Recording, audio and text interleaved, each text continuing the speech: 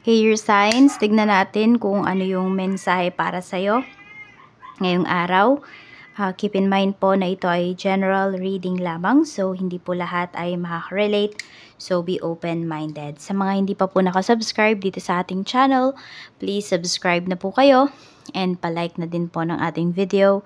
At sa mga nais pong mag-avail ng ating private readings, ng ating Evil Eye Amulet Necklace at ng ating Tears Bracelet, makikita nyo po yung link sa description box. Tarot Intentions by Aliana Riz. Cleanse muna po tayo ng ating space, ng ating energy. This is for you, air signs, Gemini, Libra, and Aquarius. Messages, please.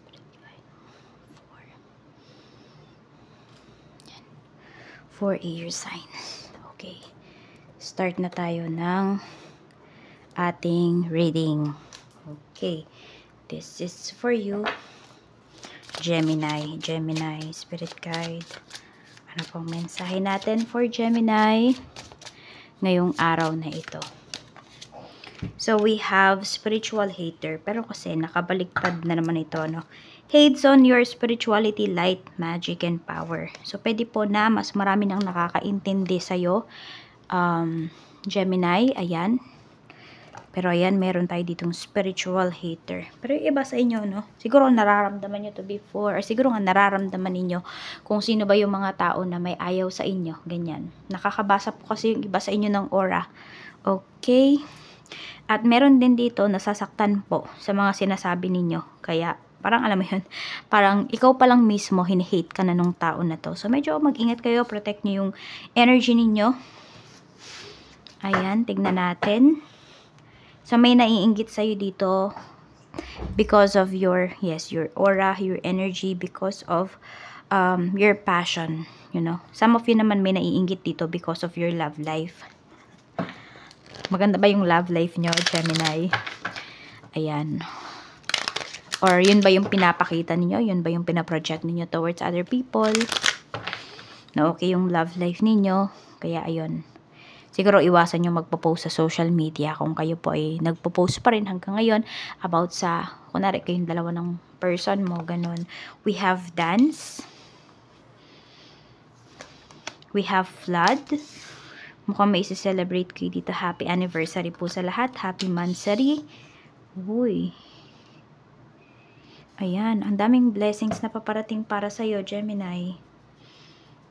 Pwedeng may housewarming dito. Ayan po, may housewarming dito. Meron dito, makakalipat na po kayo. Ayan, kung binabaha yung lugar nyo, for some of you, pwedeng makakalipat na po kayo sa mas mataas na area. O, yung mas secure na area. Yan po. Tapos, meron tayo ditong dance. Okay, baka meron kayong sasalihan na dance competition for some of you. Or kahit anong contest man po ito, nasasalihan ninyo or competition, ayan po, napakalaki po ng chance na kayo ay manalo. Ang ganda po ng inyong energy. May panalo kayo dito na marireceive. Okay? Tingnan natin ano pa yung mensahe para sa'yo. Mensahe pa po natin, Spirit Guide.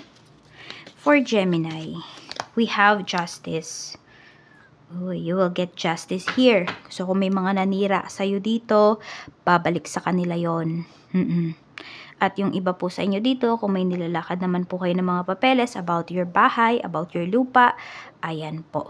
Maaayos nyo na yan. At mukhang may ikakasal dito. Hindi lang to about competition or any contest. Kung hindi po, ayan po, pwedeng may ikakasal dito. So, kaya nga sabi ko sa inyo, di ba, may mga naiinggit sa love life ninyo, Gemini. So, meron dito, anniversary ninyo. Meron din po dito, magpapakasal kayo, civil wedding for some of you. Pero alam mo yun, basta kakaiba yung energy. Maganda yung energy, magaan yung energy, kaya maraming naiinggit. So, be fair, ayan, and be who you are. Mas marami pang blessings ang darating sa'yo. So, yan lang po. Maraming salamat and ingat po kayo always. Libra, tignan natin kung ano po yung mensahe para sa'yo ngayong araw. Okay? We have hooked. Ayan, kaya nakabaliktad na naman siya, no? So, ayan po. Parang ganito. May tao dito na dinadramahan kayo. May mga tao dito na sabi natin, yung palasunod lang ba sa kung ano yung sinasabi ng iba, yung mga ginagawa ng iba, ganyan. Pero kayo kasi iba yung hilig ninyo, hindi kayo nahuhook dun sa mga kinahuhukan ng mga tao dito sa paligid ninyo. So, hindi kayo basta-basta naniniwala, Libra. Okay? So, you always use your critical thinking hanggat maaari. Tignan natin. So, unhook. So, iba naman sa inyo, pwedeng nag-detach po kayo, towards dito sa mga bagay na feeling nyo nakakasira ng inyong mental health. Meron tayo ditong ex. Okay. So, pwedeng nag-detach ka na dito sa ex mo. Okay, nag-detach ka. Simula nung nag-detach ka, pwedeng lalo or mas lumapit siya sa'yo. Mas nangungulit siya sa'yo. Okay? Pero nung ikaw yung nagbibigay ng oras towards this person, hindi niya na-appreciate. So, ngayon ka po na-appreciate ng taong to nung umalis ka na sa life niya. First, wallet. At alam mo, Libra, mas gumaan din yung kaperahan mo nung nawala sa life mo yung taong to or sa frequency mo. Sa circle mo. We have party. Yan, ingat lang kayo kasi baka magkita kayo nitong ex mo sa isang party. Yan po yung sinasabi dito. Kaya kung meron kayo ditong, alam mo yun, may nag-invite sa inyo tapos nagdadalawang isip kayo, wag na po kayong pumunta.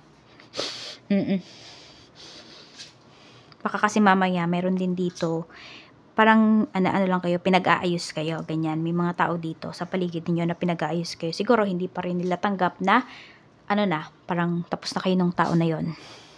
May mga friends kayo dito at may mga family members kayo na hindi tanggap yung pagtatapos ng relationship ninyo. Siguro nga medyo matagal din talaga kayo ng taong to. Kaya ganyan. Okay. Meron naman pala naka-move forward na talaga kayo totally. At yun yung isi-celebrate po ninyo. Ayan, wala nang dito, wala nang pumipigil dun sa career na gusto mong tahakin. Wala nang kontra ba sa life mo. Meron tayo ditong the tower. You see, may pagbabago talaga dito sa life mo. So, embrace mo yung change na to kasi mas makakabuti po talaga to sa'yo. Siguro nga yung iba sa inyo, Libra. Yung change na to, hindi mo to gusto. Pero ito yung kailangan mo. Okay?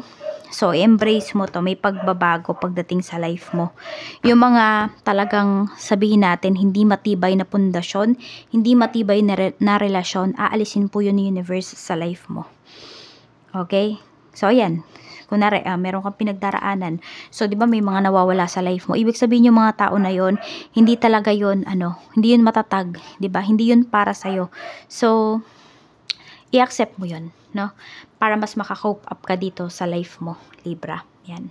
May mga pagbabago sa life mo. May mga pagbabagong darating. And it will be beneficial para sa'yo. Ayan. Kaya nga, diba sabi ko, you always use your critical thinking. Ayan po. Kasi, panalo mo to para sa'yo to. Okay? Yung mga pagbabago na to para sa'yo to, hindi to para sa ibang tao. Ikaw yung mas magbe-benefit dito, hindi sila. So, ayan po. Maraming salamat. And ingat po kayo always. More blessings to come. Aquarius, tignan natin kung ano po ang mensahe para sa'yo ngayong araw. Tignan natin ano yung mensahe for you. Happiness hater, Merong dito. Masaya pagdating sa mga kasiyahan mo, sa mga nangyayaring maganda sa life mo. Ayan, merong dito mga nagpapanggap lang na masaya sa mga nangyayari sa life mo, pero hindi talaga. So, mag-iingat ka sa mga tao na yan. Mag-iingat ka sa mga taong pinagsisharean mo ng mga good things na nangyayari sa life mo. Pwedeng meron dito, ayan, hindi masaya sa relationship na mayroon ka ngayon. This could be your friends, family, your ex. Tingnan natin. Aquarius. We have flying. Okay. Meron tayo ditong alien. May aalis ba dito? Meron dito hindi masaya. Or siguro, madami ba kayong hate comments na nare-receive because ibang lahi yung karelasyon ninyo, ganyan. May mga nanja-judge sa inyo dito. Meron din dito, may nagte-take advantage sa relationship ninyo or sa karelasyon ninyo, which is yun yung kinakagalit mo rin dito. So, kaya yung iba, Ayan, mas pinipili nyo po na umalis. Mas pinipili ninyo yung may peace of mind talaga kayo. Okay, so kung foreigner naman po yung ka-deal ninyo, ayan po. Pwedeng dadalhin niya kayo dun sa bansa. Kung it's either kung saan siya nagwo-work or kung saan siya nakatira. Yan.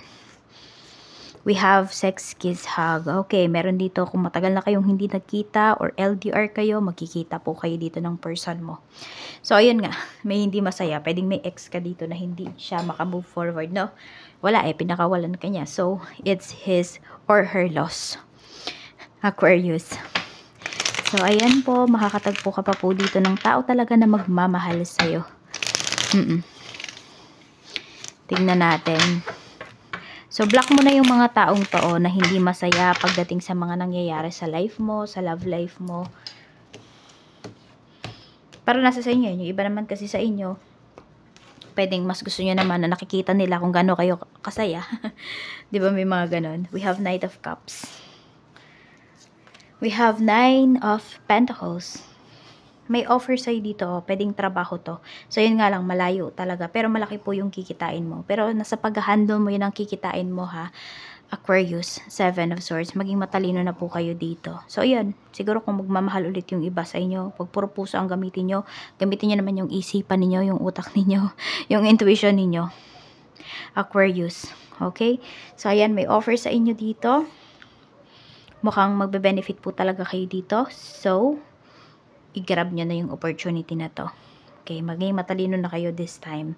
Ayan, kaya mas lalo pang dadami yung mga haters ninyo kasi gagamitin nyo na yung isipan nyo Okay, yung mga, sabihin natin, yung mga crumbs na nare-receive mo before, magiging ano na yan, magiging, sa highest peak, maaabot mo na yan, yung pinaka-peak, kunwari ng iyong career.